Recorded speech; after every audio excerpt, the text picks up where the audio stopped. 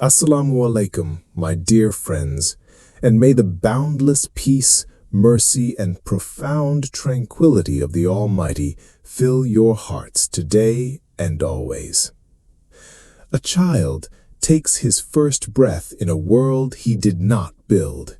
He opens his eyes in a home he did not select, surrounded by a language he did not invent, and wrapped in beliefs he did not question. No human being chooses the exact geographic coordinate of their birth. No one fills out an application to be born into a family of devout believers, nor does anyone request to be brought into a lineage of absolute deniers. This starting point is written. It is the divine decree. But here is the most terrifying and liberating truth about human existence. Your starting line is not your destination. The Creator does not judge you by the house you were born into, but by the door you choose to walk out of. The Holy Quran, the ultimate criterion of truth, presents a deeply unsettling observation about the human condition. It describes a group of people who are presented with clear, undeniable truth, yet they reject it with a chillingly simple excuse. They say that they found their fathers following a certain way, and they are merely hurrying in their footsteps. At first glance, the human mind might try to construct a defense for them. One might ask if it is truly fair to hold someone accountable when they were simply born into darkness. But the divine text is not criticizing the circumstances of their birth. It is exposing the intellectual laziness of their adulthood. Finding your ancestors on a path is destiny. Choosing to sprint down that same path without ever looking at the map is a choice. If you are seeking comfort for your soul and a deeper understanding of these profound divine realities, I invite you to subscribe to our channel right now. We journey together through the timeless wisdom of Islamic history, uncovering truths that transform the way we see our daily lives, and your presence in our community makes this journey richer. Consider the atmosphere of an ancient workshop in a civilization lost to the sands of time. The air is thick with wood dust and the heavy scent of raw stone. Chisels strike against hard surfaces from dawn until dusk. This is not just any workshop. It is the center of religious commerce in a powerful society. Men walk in with gold and walk out with statues. They purchase their gods. In the center of this thriving, lucrative, and deeply respected enterprise stands a young boy. His name is Prophet Abraham, peace be upon him. He is not an outsider looking in. He is the son of the master sculptor. His father, Azar, does not just worship these idols. He carves them with his own hands. He shapes their silent mouths, their blind eyes, and their deaf ears. Prophet Abraham, peace be upon him, grows up watching the entire life cycle of a deity. He sees the wood when it is just a log waiting to be burned for warmth. He watches his father cut it in half. One half goes into the fire to bake bread. The other is carved, polished, set upon a pedestal, and suddenly grown men with white beards fall to their knees before it, weeping and begging for rain. The young prophet watches this profound contradiction. The comfort of his life depends on this lie. His father is a respected man. Their table is full because of this trade. If Prophet Abraham simply accepts what his father teaches, he inherits a life of absolute privilege, wealth, and societal respect. He only has to do one thing: stop thinking. But truth is a heavy burden, and it refuses to be ignored by a sincere heart. Prophet Abraham, peace be upon him, looks at the idols, and the absolute absurdity of it all crashes over him. He does not just feel doubt, he feels the crushing weight of the divine reality. He begins to ask questions. He asks his father why he worships something that cannot hear, cannot see, and cannot bring him any benefit whatsoever. The response he gets is not a logical defense, it is the ancient, tired shield of blind tradition. The society simply replies that this is what they found their fathers doing. That is the moment the young prophet realizes that the true idols are not made of wood and stone. The true idols are the unquestioned habits of the mind. He chooses to shatter them both. He stands utterly alone against his father, against his king, against his entire nation, and eventually against a roaring fire. He proves that faith is not a genetic inheritance. It is a conscious, painful, and glorious revolution of the soul. Now, shift your perspective to another point in ancient history. The sky is dark, heavier than any sky has ever been. The wind howls with a ferocity that tears trees from their roots. The ground itself is breaking open, and water is rushing upward while torrents pour downward. The world is drowning. In the midst of this apocalyptic terror, a massive arc cuts through the violent waves. Standing on the deck is a man who has preached for 950 years. Prophet Noah, peace be upon him, looks out at the churning black water. His heart is pounding, not out of fear of the storm, but out of the agonizing panic of a father. He spots a figure struggling against the rising tide, seeking refuge on the side of a mountain. It is his own son. The prophet calls out over the roar of the flood. His voice is raw with desperation. He begs his child to embark with them, to not be among the disbelievers. It is the plea of a father offering the ultimate lifeline. The son is not standing in a workshop of idols. He was raised in the house of a prophet. He saw the miracles. He heard the revelation firsthand. He ate at the table of the man chosen by the Almighty. Yet, as the water creeps higher, the son looks back at his father and shouts that he will take refuge on a mountain that will protect him from the water. What a profound and tragic delusion! The son believes that the physical structures of his world, the mountains he has always known, the logic of his society will save him. He relies on his own stubborn arrogance rather than the divine truth standing right in front of him.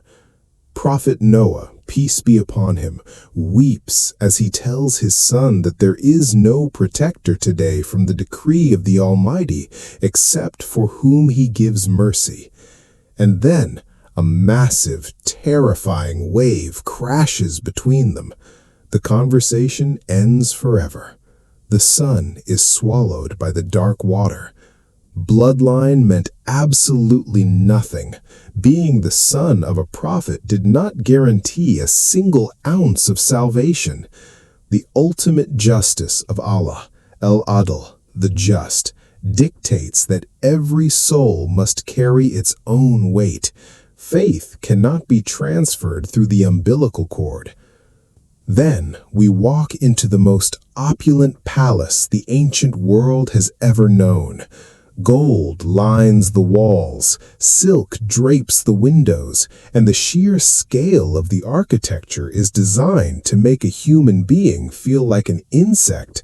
This is Egypt, and the man who sits on the throne does not just claim to be a king. He stands before millions and declares that he is their Lord, the Most High. His arrogance pierces the heavens. But walk past the throne room, past the guards, into the private chambers of the palace. Here we find a woman surrounded by every conceivable luxury. She is Asiya, may Allah be pleased with her. She is the queen of Egypt, the wife of the tyrant. By all earthly logic, she should be entirely corrupted by her environment. She sleeps in the bed of the man who slaughters infants to protect his power. She eats from plates of gold while slaves starve outside her window. Her entire reality is constructed upon the denial of the true Creator. Yet when she hears the message of Prophet Moses, peace be upon him, something inside her quiet, captive soul shatters the darkness. She sees the truth. She does not just see it, she embraces it with a ferocity that makes the marble pillars of her palace look fragile. She knows the cost. She knows the monster she is married to. But the luxury around her suddenly feels like a suffocating tomb. When her faith is discovered, the man who claimed to love her, the man who claimed to be a god, strips her of her titles, her wealth, and her dignity. He drags her out into the scorching desert sun. She is pinned to the burning sand, tortured by the very guards who used to bow to her. The physical agony is incomprehensible, but as the shadows fall over her tortured body, she does not look at her executioners. She does not look at the palace she lost. She lifts her eyes to the endless sky and makes a prayer that echoes through eternity. She asks her Lord to build for her, near him, a house in paradise, and to save her from Pharaoh and his deeds. She found the absolute truth in the very center of absolute falsehood. Prophet Abraham, peace be upon him, found light in a house of idols. The son of Prophet Noah, peace be upon him, chose darkness while standing next to the lantern of prophethood. Asiya, may Allah be pleased with her, found paradise while chained in the depths of hell. These stories are not just historical events, they are a profound psychological mirror held up to every single one of us. We must sit in silence and ask ourselves the terrifying questions. Are we practicing a conscious faith, or are we simply wearing the cultural clothes our parents handed to us? It is so incredibly easy to mistake habit for piety. It is so comforting to say that we have always done things this way. Our modern idols are rarely made of wood and stone. They are far more dangerous because they are invisible. They are our comfort zones. They are the fear of what society will think of us. They are the desperate need to fit into a culture that is sprinting toward the edge of a cliff. How many of us fast merely because everyone else in the house is fasting, but our hearts feel absolutely nothing? How many of us perform the physical movements of prayer, bowing and prostrating, while our minds are wandering through our financial anxieties and our social media feeds? We lean on the crutch of our Islamic heritage, thinking that because our grandfather was a righteous man, some of that righteousness will somehow bleed into our own account. But the scales of divine justice do not weigh the deeds of your grandfather. They weigh the sincerity of your own chest. Hakikat, the ultimate truth, is deeply uncomfortable. It requires you to occasionally stand entirely alone. It requires you to look at your own flaws, your own arrogance, and your own lazy assumptions and tear them down with the same chisel Prophet Abraham, peace be upon him, used on the wooden statues. The greatest deception of the human ego is the whisper that tells you that you are already on the right path simply because you are standing still in a familiar place. But the person who is truly close to the Almighty does not feel a sense of arrogant security. They feel a heavy, beautiful sense of personal responsibility. They do not view their faith as an inherited bank account. They view it as a daily, arduous, magnificent climb up a steep mountain. You are born as the child of your parents. You cannot change that, but you will die as the sole author of your choices. When the earth is flattened and the sky is rolled up like a scroll, no one will stand beside you. No lineage will speak for you. The culture you tried so desperately to please will vanish like smoke in the wind. Only the truth will remain. Al-Haqq, the absolute truth. My dear friends, thank you for walking this deep and reflective path with me today. If these words have resonated with your heart and brought you a moment of clarity, please remember to subscribe to our channel, which is completely free, so we can continue to explore these beautiful truths together. May the Almighty grant us the courage to seek the truth, the strength to follow it even when it is difficult, and the wisdom to never confuse our comfortable habits with true devotion. May He wrap your families in His endless mercy and guide our steps until we meet in a place where there is no fear and no grief. Take care of your souls, and peace be upon you.